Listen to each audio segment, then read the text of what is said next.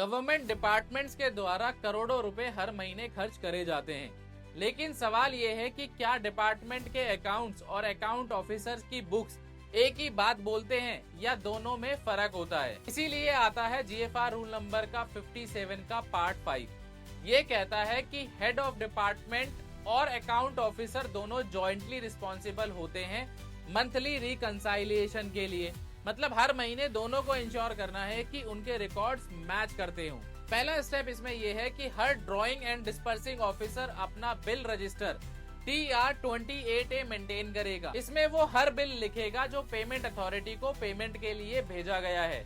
जब चेक आता है या ई पेमेंट का स्टेटस PFMS पोर्टल पर वेरीफाई होता है तो वो एंट्री रजिस्टर में हो जाती है। दूसरा स्टेप इसमें ये बताता है कि हर महीने पेमेंट अथॉरिटी अपने हर DDO को एक एक्सट्रैक्ट देता है जिसमें एक्सपेंडिचर का पूरा ब्रेकडाउन होता है।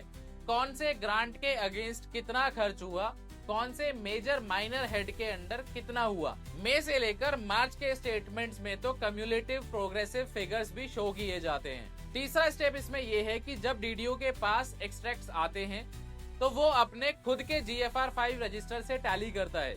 अगर दोनों में फर्क है तो उस डिस्क्रिपेंसी को इमीडिएटली पेमेंट अथॉरिटी के साथ मिलकर इन्वेस्टिगेट करना पड़ता है और साथ ही बुक एडजस्टमेंट की डिटेल भी रजिस्टर में नोट करनी होती है। जब सब मैच हो जाता है तो DDO और पेमेंट अथॉरिटी को एक सर्टिफिकेट ऑफ एग्रीमेंट भेजता है कि दोनों सेट्स ऑफ फिगर्स टैलीड हैं।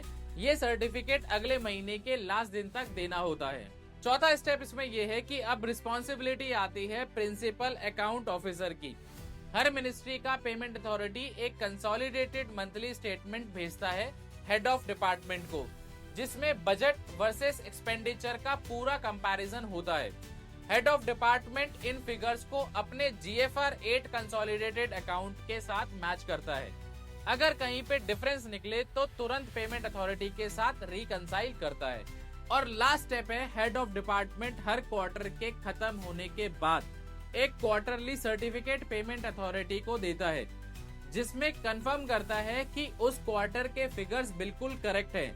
ये सर्टिफिकेट अगले क्वार्टर से दूसरे मंथ की 15 तारीख तक भेजना मैंडेटरी है। समझ लो दोस्तों, रूल नंबर 57 का पार्ट 5 एक सेफ्टी लॉक है।